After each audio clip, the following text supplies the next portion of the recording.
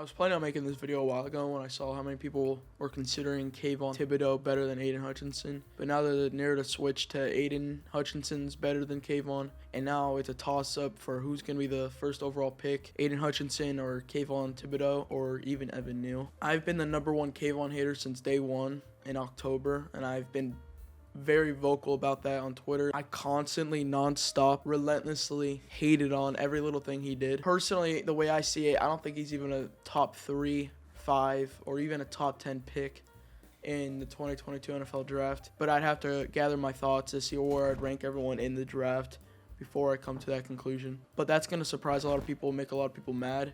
But that's just the way I see it. But I digress. I have 6 reasons why I think I'd rather have Aidan Hutchinson over Kayvon Thibodeaux any day of the week. Aidan plays in a better conference against better O-linemen. But this is probably my weakest reason of all because Oregon has produced a lot of elite prospects, including current defensive linemen, like DeForest Buckner and Eric Armstead. But the Pac-12 has also put out other D linemen like Solomon Thomas, Danny Shelton, and Takaris McKinley, who have been kind of a disappointment throughout their career. But when you're comparing this factor to someone like Aidan, and Aidan's performing better against even better competition, it gives him the edge over Kayvon overall. I did the math and did my calculations, and according to them, every time Aidan got a sack, it was against the 45th best O-line in the league, and every time Kayvon got a sack, it was against the 52nd best O-line in the league for pass protection. And as an overall team, Kayvon and the Oregon Ducks were going against the 62nd ranked overall team, while Aidan Hutchinson and the Michigan Wolverines were playing against the 51st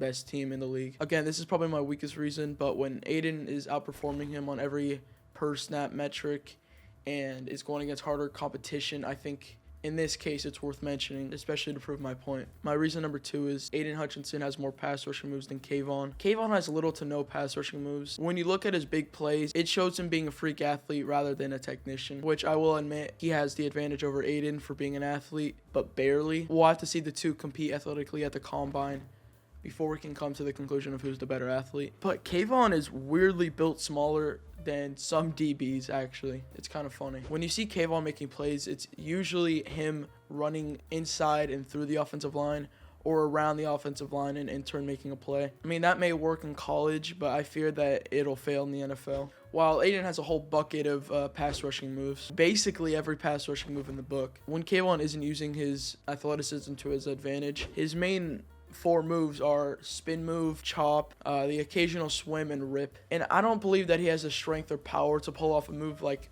a bull rush, a stab, a chuck. Especially in the pros, I can't see him doing that. My 3rd reason is Aidan Hutchinson seems to play till the whistle's dead, and Kayvon seems to take plays off. It seems like when Kayvon does his first pass rushing move against an experienced lineman and it doesn't work, he just freezes up and lets the play happen or waits till the play's over. And maybe if he does like a 1/5 of the effort as his first pass rushing move, and it just never works. Also, if he does get around the O-lineman and then there's a secondary blocker like a fullback, tight end, or running back, it seems like he can never get through that second blocker. If he's not running around him, at least. Even if he could get around the first O-lineman, he could certainly not get around the second one, and he would just freeze up and not have a nonstop motor.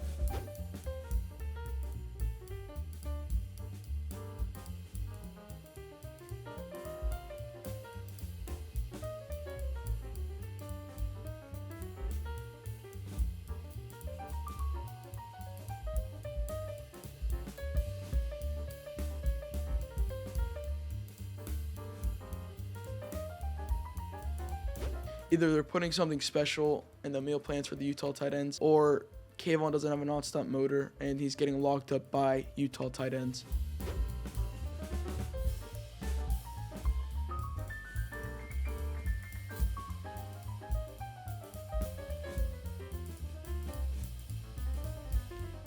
We don't really see this with Aidan. When he is posed with a secondary blocker, he can just easily go through him or even push him and push the secondary blocker into the quarterback. And when Aidan is getting blocked up heavily and can't get around the first lineman, he doesn't stop. He plays until the whistle's blown. And again, in my personal opinion, that is the most important intangible trait to have in a player. My reason number 4 is Aidan isn't afraid of big game scenarios. Instead, he thrives on big game scenarios, while Kayvon is basically the opposite. Where Aidan really started making a name for himself was in the most recent Ohio State versus Michigan game. Arguably the most important game of his career, due to the fact that if he didn't win that game, he wouldn't have gone to the playoffs. And that game made him rise to the number 1 overall pick talk. If it wasn't for his performance of 3 sacks, 7 tackles, and 15 QB pressures, who knows if Michigan makes the playoffs that year. And yes, he slightly underperformed against Georgia, which I wouldn't even consider that much of an underperformance. I think Georgia perfectly schemed their offense to stop Michigan's defense to the point where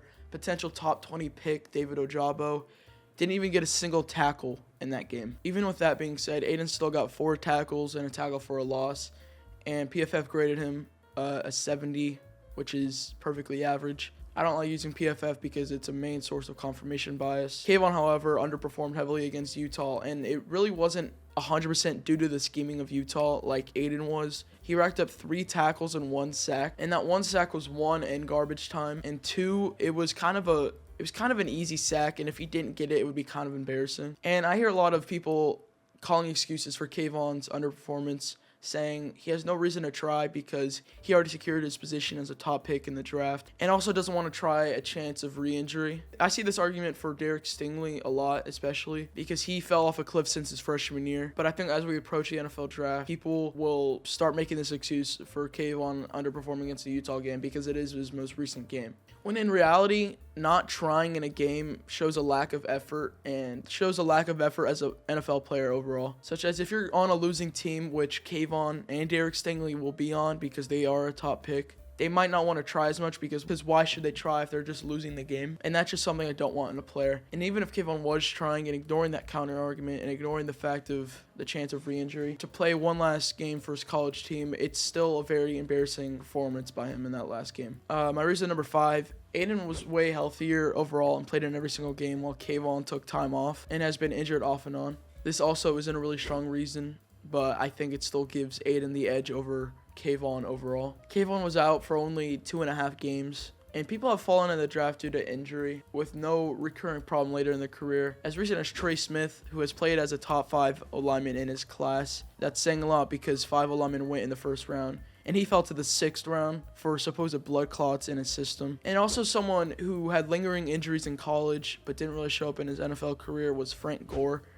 Everyone thought Frank Gore was going to be a humongous bust because of his injuries, and it never showed up later on in his career, and that's surprising because he played to a very old age. My 6th and final reason is Aidan diagnoses plays faster and can drop into coverage quicker than Kayvon. Aidan Hutchinson reminds me a lot of someone like TJ Watt, and I'm not just saying that because they're both elite pass rushers and white, but I'm saying that because that's my actual pro comp. Aidan has admitted that he takes a lot of things from TJ Watt and watches a lot of his film. And despite being less of an athlete than Kayvon, Aidan Hutchinson is able to drop into coverage quicker. Aidan is able to pick up on screens better than Kayvon, and despite being on a team where their offense runs a lot of screens, Kayvon gets caught up in the blockers and isn't able to make a play.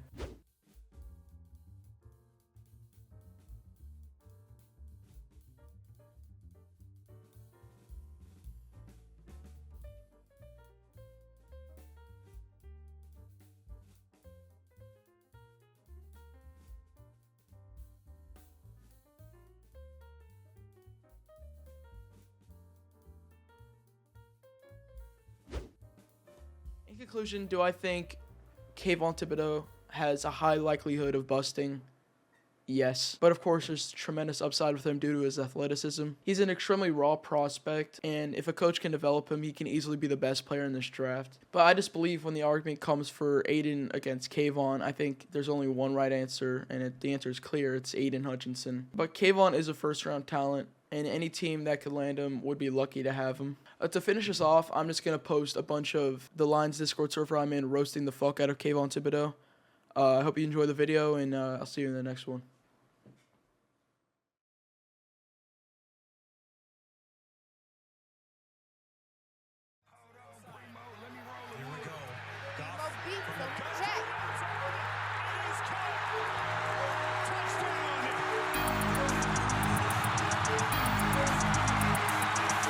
Touchdown! I said the Lions won a game. Man, we going all the way. We about to celebrate. Why? Cause the Lions won a game, bitch. I said the Lions won a game. Bitch, we going all the way. Come on, we about to celebrate. Why?